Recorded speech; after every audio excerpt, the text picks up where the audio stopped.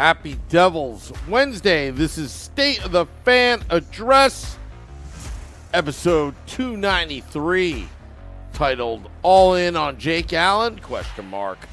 I'm your host, Sam Wu, here with Nick Villano of pucksandpitchforks.com, streaming live on Facebook Live, YouTube Live, X Live, and Twitch on the Let's Go Devils Network, coming to you live from the Primetime Radio Studios inside the bunkers of both North and South Jersey.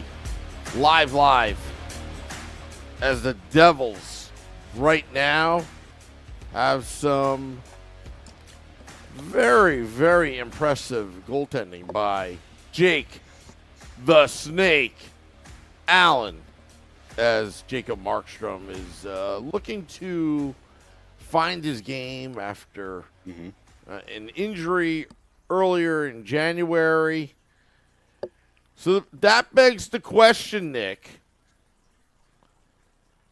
You have a 1A and a 1B for a reason when these situations occur, but do you go all in on Jake Allen?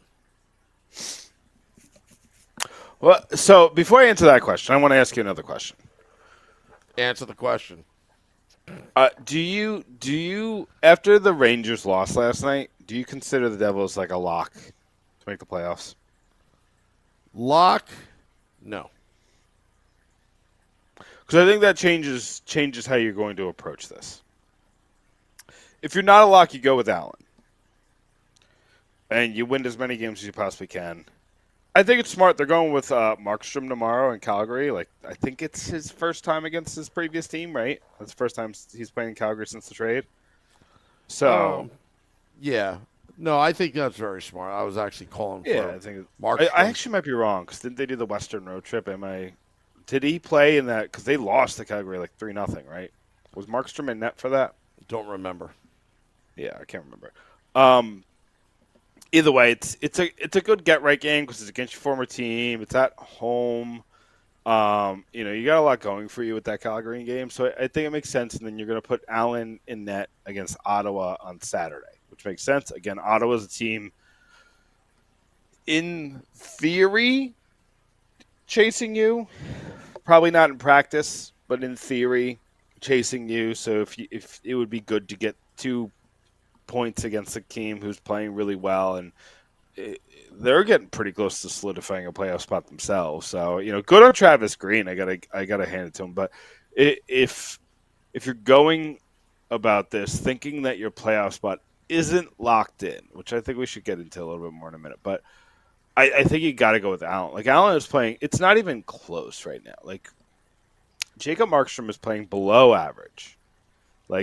His numbers are below what, we're looking at not last year's level goaltending. We're close with Markstrom, and now he's letting in softies. He's just not playing well at all. His save percentages are in the 800s most games, if not all the games since he's been back. He's just not playing well. And when you have Allen in net, you have a super duper star. I think he made 23 saves in the third period on Monday? It was a ridiculous amount. Absolute ridiculous Columbus blitzkrieged the Devils.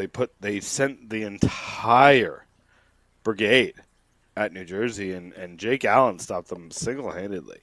And there's something to be said about the defense. The big problem with the Devils has not changed. They can't get out of the zone.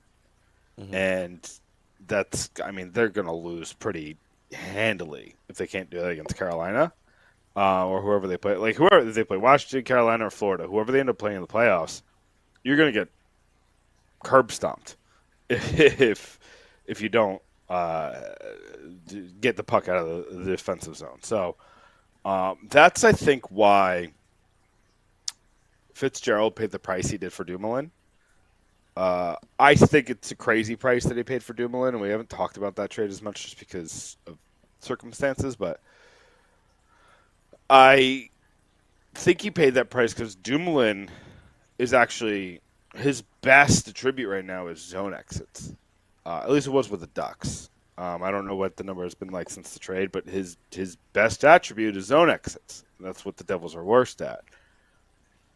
There's a little bit of the way Sheldon Keefe and Ryan McGill have them playing that is attributing to exiting the zone. They're trying to chip it out, and it just hasn't really worked. Like, they don't get the puck high enough. Like, they're trying to play a perfect storm where they shoot it high enough to where it gets out of the zone and, like, a guy can't jump up and get it or knock it down with a stick. But they also don't want an icing. And like, it's just a dangerous game where if you change your perspective of how you're playing and just play to skate it out of the zone and beat a forecheck, I think you're going to be in a much better spot. And maybe they want to do that, and the other team is just playing really fast. They're playing like the forecheck is really tough, and where they're getting the puck just makes it nearly impossible. But I think I do think they need to prioritize that. It's almost like they're playing desperation hockey in their own zone all the time, and that's causing them to get hammered into their zone. And that's why you're seeing the difference between Jake Allen and Jacob Markstrom. Because Markstrom is coming back from an injury to his knee. So when you can't get out of your zone, teams are able, like, when you lose the puck, like, the biggest thing that we don't talk about defensive zone turnovers is they usually lead to one-timers. And they often lead to passing plays like tic-tac-toe play, things like that. Like, because what's happening is you gain possession, your team starts to go forward, right? You start to set up for an offensive breakout, and then you lose the puck, and now you're down a guy or two guys. It's basically the same thing as like a 2-on-1 or a 3-on-2 or that kind of situation where you're down a man, down two men because of what you were trying to put together for the offensive zone. So that's to say, like, Jake Allen has been playing so well against those types of plays. His side-to-side movement is incredible. Sometimes he overcommits, but it hasn't hurt him that much. I wish he did a little bit better in rebound control, but again, it hasn't hurt him that much. And he's been really good at stopping the rebounds. It's just, I think he could do a better job of just not having them exist in the first place. But, I'm trying to remember the play, but there was one where they literally got 3 or 4 shots on a situation, right, where they got it. They shot the puck in net. It landed right in front of Allen. The defenseman didn't clear the zone. And they got 2 more shots on him, and he stopped all 3 or 4, whatever the counter ended up being. And, that's a product of losing Hamilton and Siegenthaler. That's a product of having new defensemen in there. That's a product of Simone Nemetz just – I mean, he's not good yet. He's better than he was against Winnipeg, but still not good. There's just a couple times where he freezes. You just can't have that in the defensive zone right now. Like, that's just not what they need. Dumoulin's getting used to the system, so I haven't seen those breakouts like I thought I was going to see when I was doing research on him after the trade. Chwalski, I think that's how you say his name. He's just an average, if that, defenseman. So, like, that's just, again, not what you're looking for. Kovacevic hasn't been as good without Siegenthaler. He's still good. Still definitely worth the contract. But he hasn't been as good as he was with Siegenthaler. So, like, when you go from, like, one of the best defensive defensemen in the leagues to an above-average defensive defenseman, that's a large loss of defenseman that you're losing. There's a lot of reasons why the Devils goaltenders are right now getting peppered with shots. But because of those reasons, I think you have to go with Jake Allen until you basically clinch a playoff spot. So right now the Devils' magic number is 10, I think. It was 11 yesterday. I think with the Rangers lost, it's 10. And the magic number works the same as in baseball. I know baseball is usually the one that talks about magic number. If the Devils win 10 games, they make it. If the team in 9th place in the Eastern Conference loses 10 games, they make it. What's most likely going to happen is something in between. 10 is not a big number right now. I think the Devils have, is it 13 or 12 games left? I believe it's 12 games left. Okay, so they have to basically win half of them, and I think they'd get in with ease. And it doesn't include, the magic number is a little different in hockey than it is in baseball just because of that overtime point. I think if you get 12 points in the next 12 games, like perfectly fine. And the Devils have a pretty easy schedule of the next 12 games. I think Chicago's on there. Calgary's coming up. You got a lot of like tweener. I think they play Boston twice. They play Minnesota twice. It's not. The only really hard game in there is Winnipeg. They got a New York Rangers game still up, and who knows what Rangers team you're going to get. I think what you're looking at right here is the Devils just you just need to not completely collapse, and that calls for Jake Allen, right? That's the guy who you really need. So that's where I'm at. All right. Well, I threw a lot at you, though. yeah, my opinion, Nick, is that number one, you ride Allen and you kind of space Markstrom in. Kind of reminds me, not exactly, but almost a scenario of when Keith Kincaid was making that run towards the playoffs, and Corey Schneider had been hurt. But you were riding Kincaid, and then in the middle of that Tampa series, suddenly Corey Schneider comes back. Right now, played incredibly. Yeah. Right now, I mean, it's two different scenarios, but it's somewhat similar. My thing is not just play for a playoff spot, but not the wild card. Because you want to play Carolina. You want to play Carolina in the first round. And I think that would be the goal. Because I wouldn't want to play the upper echelon teams in the first round. Whether it's the Washington Capitals. I put the Capitals and the Hurricanes in the same boat, personally. And for what I wouldn't reason? want to play Florida. The Capitals are on an amazing run this year. I wouldn't want to play in the first round. I know, but I think they peaked too early. You're one of those guys? Too early. They peaked too early? I do. I think Washington, I predicted that Washington was going to be a playoff team, and I thought it was pretty obvious. While a lot of people said they were going to miss the playoffs, I thought they did such good with their offseason moves, but I didn't expect this. And that's fine. Like, great. I'm glad that I did think that they had a chance to make the top three. I just thought them making the top three would knock the Devils out of it. I didn't expect this disaster by the Rangers. That being said, they have their goalie is good. I wouldn't consider him great. He's having a great season, but we've seen these seasons from goalies who then go to the playoffs and don't perform.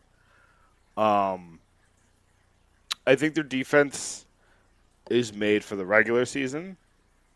I don't know if it's made for the postseason. I think there's a house of cards element to the Washington Capitals that could fall in the first round. I think whoever they play. I think they could lose to the Rangers. I think they could lose to the Senators. I think they could lose to Columbus. I think Columbus, they got the matchups pretty handily. But I do think that they could lose to the Senators or the Rangers. And the Devils. And Carolina. So Carolina, if you asked me to pick, I would pick Carolina just because the goaltending situation first and foremost. And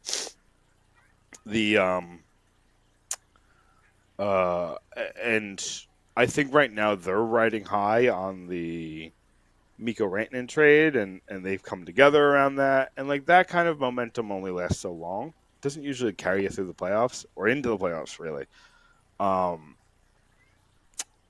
So I want to see what they do now after they lose. After they lose like 2 games in a row, and see what they do with some scrutiny. The Devils are going to go in as major underdogs no matter who they play. I think that like when you look at like the predictions, whoever the Devils play with, Washington, Florida, or Carolina, because of missing Hughes, because of missing Hamilton and missing Siegenthaler, people are going to pick the other team like 4 or 5. But truly, I think people are going to pick the other team, the Carolina. It looks like best or most possible scenarios playing Carolina. I think most people are going to pick Carolina in 4 or 5. I'll say 5. I'm not going to pick that. And but here's the thing, and kind of getting to your point, I think there's an element of that 2018 team that's this team where you have elements of a really good team, but they're singular. It's Jesper Bratt, it's Nico Hischier, it's apparently March Timo Meyer, and then it's the goaltending. And then there's not a lot of defense. Like the 2018 team was kind of a house of cards on defense. You know, it's Sami Vatanen, and when Sami Vatanen, really what changed that series is when Nikita Kucherov, that dirty player, hit Sami Vatanen up high and gave him the concussion. Didn't get called for a penalty because for some reason. I think that was the turning point. And then, you know, if the Devils lose one more guy on defense, I don't give them much of a chance in the playoffs just because you're already to your 8th and 9th guy, right? You know, you're already working from behind. And I think that, like, if they lose one more guy, I think you just say F it and go with Seamus Casey and just try to outscore your opponent without Jack Hughes, which is insane to say. But you just, like, you have the goalie back there and Allen. And if Markstrom gets – because here's the thing. Markstrom's getting back to what he was. If you get Markstrom from January, you could steal a series. Mm-hmm. If you get Allen from this recent stretch, you could steal a series. I don't think you'd steal a series without one of those two guys. Their offense is getting going, finally. They're starting to get secondary scoring, finally. The Cody Glass acquisition is looking really good. But without out-of-this-world goaltending, they need out-of-this-world goaltending. So whoever's going to give you out-of-this-world goaltending is who you got to go with. And right now it's Jake Allen. Well, I think you're right. Timo Meyer's playing much better. Much better. He's getting results right now. I think the Devils need to continue their momentum. I mean, losing to the Pittsburgh Penguins kind of stung a little bit. But, the game was a lot closer than what the score indicated, 7-3. I mean, they were down 4-3. The unfortunate offsides, which was the correct call. Not going to argue it, but it's really a game of inches. And what happens if Bastian was able to straddle the blue line? And it was now that 5th goal that Markstrom allowed was terrible. Yeah, that was yeah. Well, Markstrom wasn't. He didn't have his A game, and you would figure that he would try to rebound and try to beat his old mates, Calgary there. But at the same time, he might be limited to the injury that he has. He's trying to recover. Yeah, we're talking about a severely strained MCL. Yeah, this is go away in 6 weeks. He's just ready to play in 6 weeks. You know what I mean? He's still clearly bothered. And if he's bothered by it, now you've kind of have a Matthew Tkachuk scenario. In the Four Nations final game, he played. He tried to give it a go, kind of like Markstrom tried to give it a go. But at what point does Markstrom, if it's still bothering him that bad and he's giving up 5 goals, 8 goals a game because he's just not himself, at what point do you pull him and put Nico Dawes backing up? But if you're riding Allen, you can have Markstrom on the, on the bench.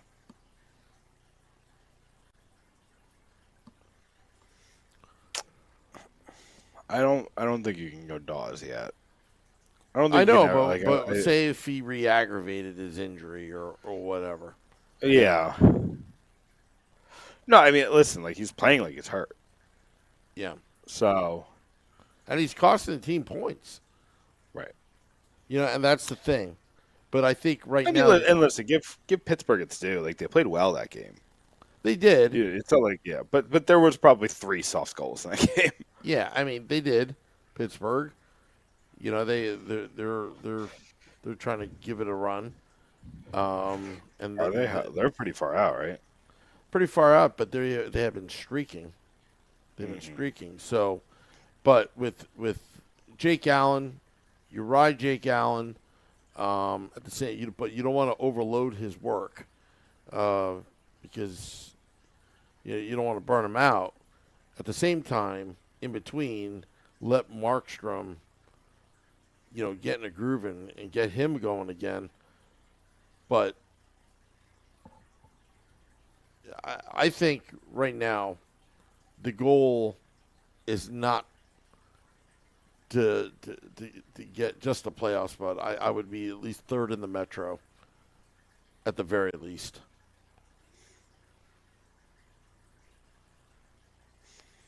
I really want to play those top tier teams. You have to be in those top 3 Metro spots. Like you can't.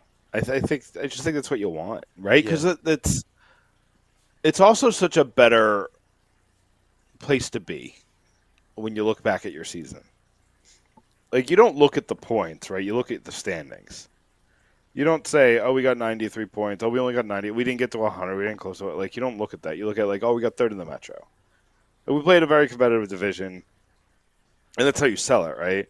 Like, all the people saying, like, that they think that, Fitzgerald should be fired. Like, there's no chance in heck that if they make the playoffs, he's going anywhere. And I don't think he should. I think I always ask, what deal was made that you wanted him to make? And I think what he hasn't learned is the aspect of playing the media. I think the media plays him a little bit, and this is probably insulting, and I don't mean it to be. But every year he's in on the biggest names. And it leaks that he's in on the biggest names. And it leaks that he's in on every name. It leaked that he was in on Stamkos and Marchessault in free agency, and he didn't get it. It leaked that he was in on Johnny Gaudreau. They didn't get it. It leaked that he was in on Jake Evans this year. Didn't get him. It leaked that he was in on Yusei Saros. Barry Trotz went on the radio and said Tom Fitzgerald called him about Yusei Saros. Didn't get him. It leaked that he tried to get Jacob Markstrom last year. Didn't get. You know what? Like it's like every year. I'm trying to think of like the other names. Like I'm trying to think of like the big name that. Oh, didn't it come out that he was in on Pedersen and Miller? They was calling about he was calling the Canucks about Pedersen and Miller. I think that came out. Listen, like if you leak every year that you're in on the biggest guys, you never get them. You're a pawn, and I think that that's his biggest issue is that he continues to get used as a pawn because he always wants to be on the biggest guy. Oh, it was Rantanen. They were talking about the Devils being the surprise team, quote unquote surprise team on a Rantanen. When Sam, like you knew this, right? There was zero chance that they were getting Rantanen. I would have written 7 articles about Rantanen if there was a real chance. I just didn't really even bother with it because it was just – I don't want to call it clickbait. That's like a dirty word. But it was just – I'm sure he called. Mm-hmm. He's the type of guy to be like, I'll call on anybody just to see. Maybe they're in love with Chase Stillman. And I can send her a package around that. You know what I mean? And I think he's always like, what do you think? And then what happens is either the other team leaks it or he leaks it because he wants to be known as the guy that's in on everything.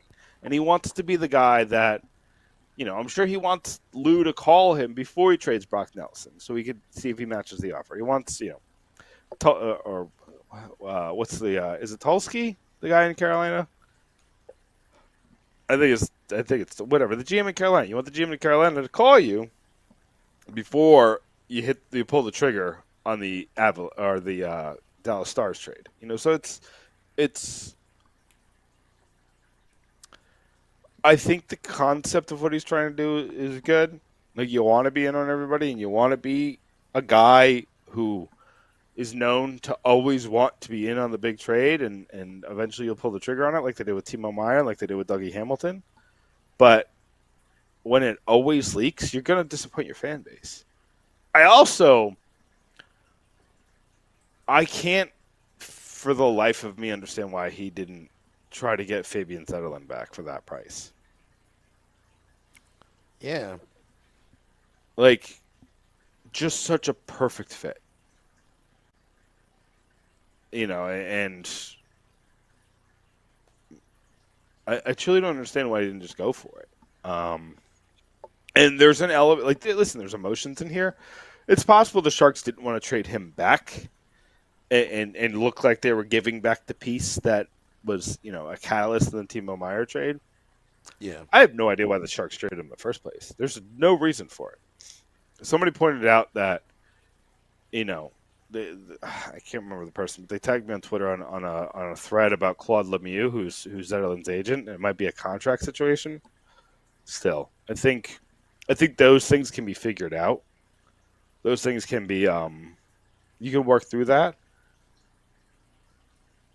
He would be like, imagine if you took out somebody.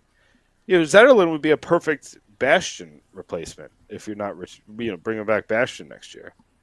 You know, he does a lot of the same things, just a lot higher offensive upside. There's a lot of, and I do think our fan base is kind of obsessed with former Devils and bringing them back, but that one just seemed so smart. And he's I think he's 24 or 25, so still about to enter his prime or just in his prime. You know, that's the one where I that was the deal where it was like, it did get made, you know, because the Jake Evans deal never got made. The Elias Patterson deal never got made. There's a couple other guys that were superstars, didn't get traded. The one that did get traded is JT Miller. I don't think you want him. I don't think that he's the right piece. He makes your life so much harder after this year. You can make it work this year. He makes your life so much harder after this year. And it's just not worth the price of admission. Everyone else didn't get traded, really. Except for, Zetterlund was the guy. But Cody Glass is amazing. Like, what a deal. It was a great deal. I tweeted that out right after the trade was made. And I'm giving myself I think people props. were just mad at the numbers. Yeah, the numbers were that people wanted something bigger. But again, and you're good. I mean, I remember seeing that tweet. Like, good on you you were always good at, this is what I'm bad at. I will follow I'll follow the mob and then think. Like, everybody's mad, I'm mad. It's like, well, and then I'll ask myself the same question. What deal was made that I wanted? Well, it's a lot of defensemen that got traded. You know, the Rantanen deal, I just don't think they had the Stankoven piece. I don't even think Dawson Mercer is worth as much as Logan Stankoven. You know, so I think you're just missing that central piece that Carolina was looking for, and I think they would have made the Devils pay a premium. The Devils weren't willing to pay, and then I don't think they have $12 million to give them. Well, yeah, and then the other thing too is the Braden Shen, in St. Louis. St. Louis wanted a lot back, and that was just not a good deal. That's why I was so happy about the Cody Glass deal, because you get a young kid that just needed a change of scenery. He can obviously play. You had a need on the bottom six, and Chase Stillman was not going anywhere in your organization, and you didn't give up. You didn't give up the farm to bring this guy over, and he could have a future with the New Jersey Devils.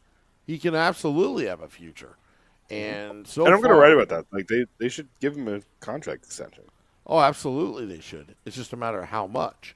And if he's going to be the bottom six forward, look, he's got some decent size, at least height, at 6'3". Yep. Is not afraid to pay the price in front of the crease, to get in front of the goaltender. And he's a little feisty out there. And he skates very well. He does. Yeah. No, I mean, listen, I think he's everything you thought you were getting from Curtis Lazar. Yeah. Curtis Lazar, and I think Curtis Lazar, he just kept getting injured. And then it happens. I think he can't. Remember, he was supposed to be out till like January, and he came back in like the end of November. I think he came back too early, and he has been effective because of it. But yeah, I think Cody Glass. I mean, I'm not saying give him like a 5-year deal, but give him a 2-year deal. Give him a 2 or 3 year deal. This is a guy who was a highly touted prospect with Nashville.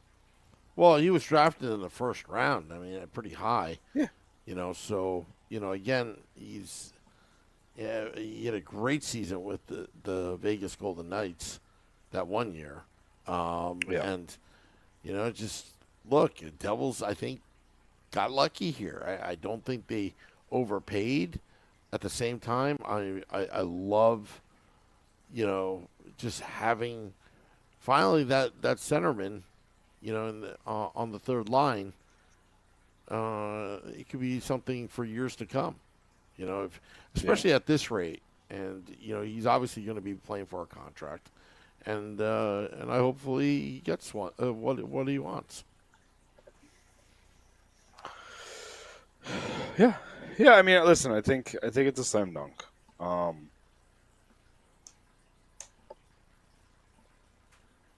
But yeah, I'll be ready about that. I'm ready for plugs, Sam. I think we hit Go on right ahead. Go right ahead. I will be writing about that Cody Glass story. That'll be either tonight or tomorrow. So look for that. That'll be coming out. Cody Glass extension. What does it look like? What should it look like? I kind of give a couple of hints here, but I'll try to get some comparables and see like what other guys who just got traded, who fit a need. What does that look like? And there's a couple guys I could look at I'm thinking of, but I'll put some comparables in there so you kind of see like what a Cody Glass contract is going to look like. And again, remember, like think of the Eric Holla contract. They usually are a little bit more than you expect, and maybe a little bit more than you're comfortable with. Holla's probably a bad example because it's not working out, but I think you got to think in terms of that. Like, if you're not, and he's a restricted free agent, so it's a little different. You don't have to overpay him to keep him from unrestricted free agency, but so I'm writing that. Craig Patrick wrote an interesting article.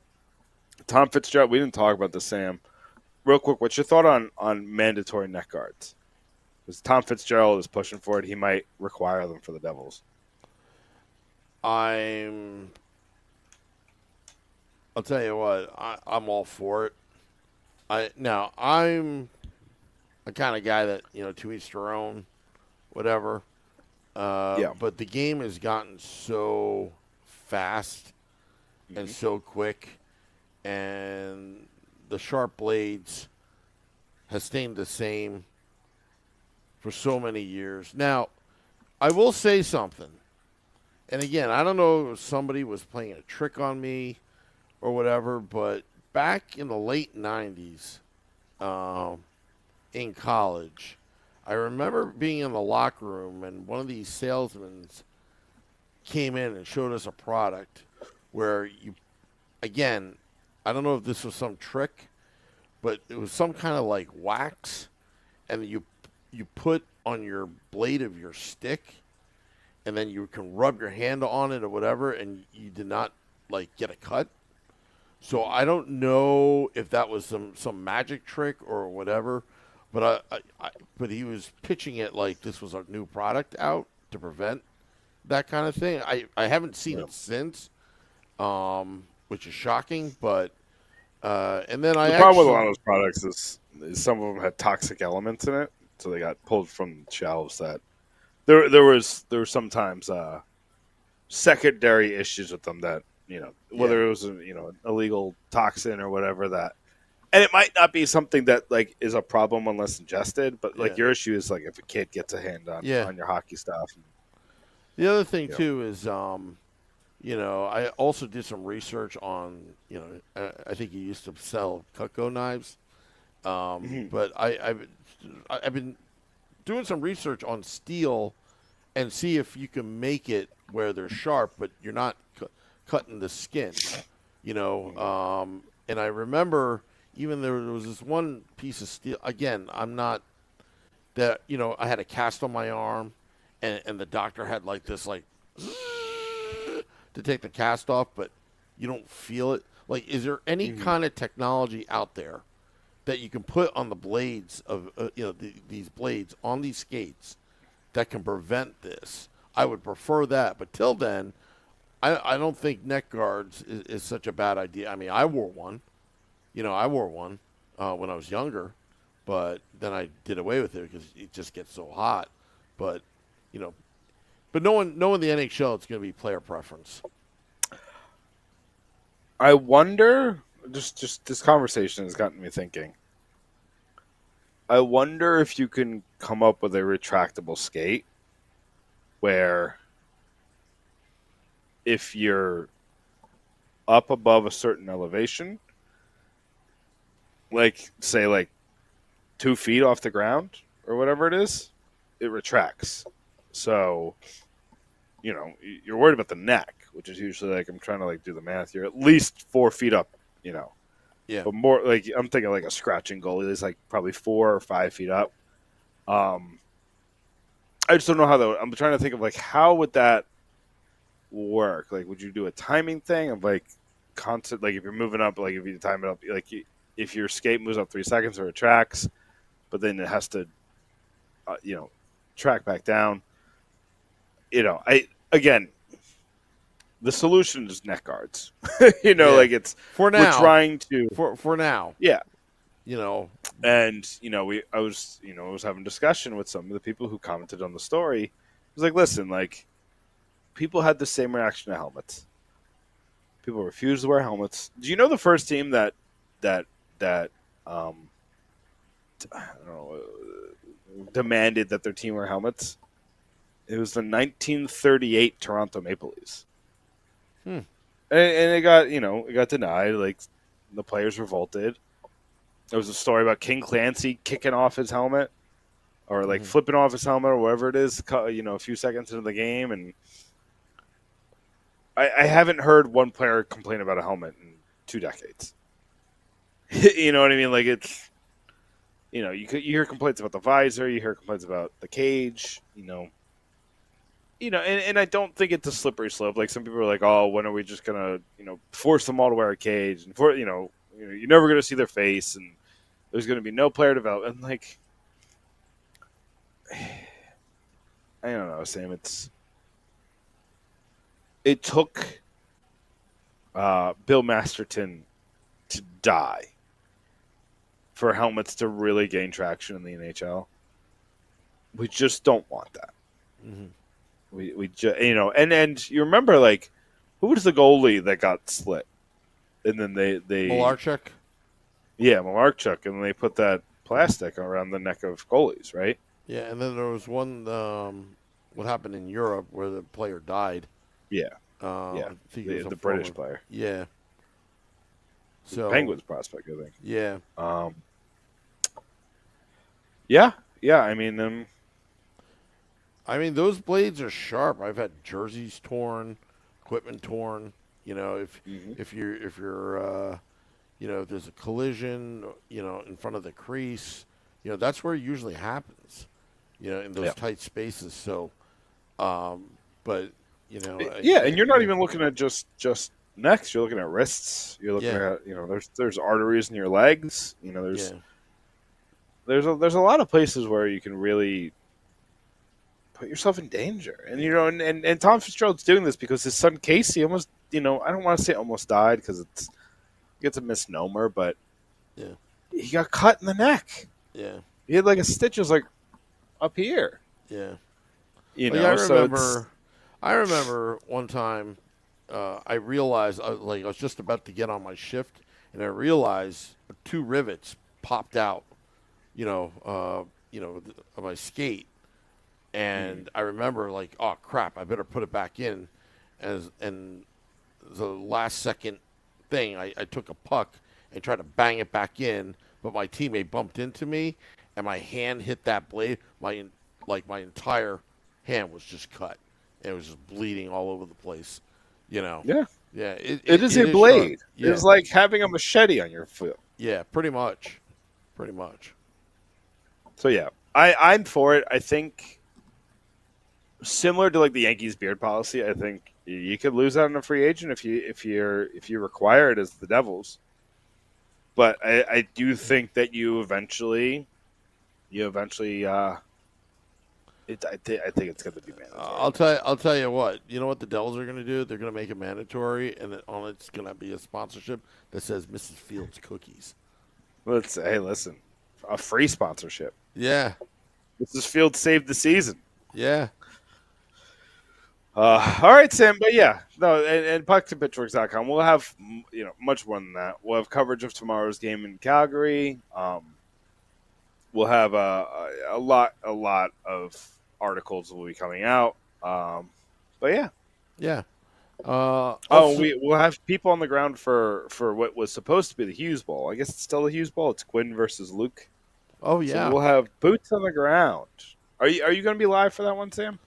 I will be live. That whole Route 80 sinkhole thing might sink my plans, but I have the new sinkhole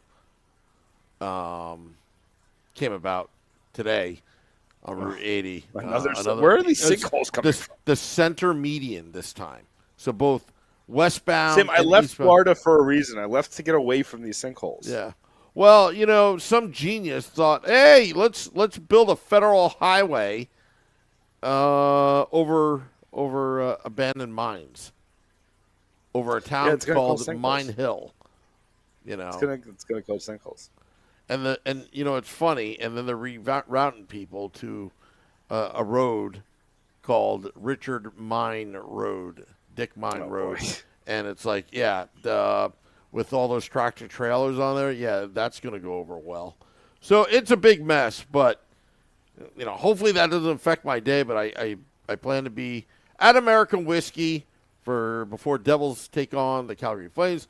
Also, we got a big surprise for you on Saturday, March 22nd, when the Devils play the Ottawa Senators. Big surprise. I'll tell you off air, Nick, what the big surprise. Okay. Big surprise. It will go viral. I'm telling you, it will go viral like no other. I can basically confirm this is going to go down. It will be hilarious. It's a must-see, and it's going to be at American Whiskey, 51 Edison Place across the street from Rochester. That's this Saturday? Yeah, this Saturday. Ooh. This Saturday, March 22nd. Mrs. Wu will be in the house as well to see this. She shakes her head all the time when I tell her things that we're going to do. So, yeah. Is it cookie related? Can't tell you. It's confidential information. They released the JFK files. We're not going to release the files in this one. Okay. The cookie files stay hidden. Yes. I didn't say that. Yeah. Was there anything cookie related in the JFK files? Yes, the CIA was involved. Oh. Anyway. I'm going to get us in trouble, so I'm going to stop talking. Yeah, I know. All righty. Well, anyway, Devil's Heaven 70 says hello to Mrs. Wu. Thank you all those tuning in. We'll see you tomorrow at American Whiskey, and also go to pucksandpitchforks.com. Till next time, let's go Devils.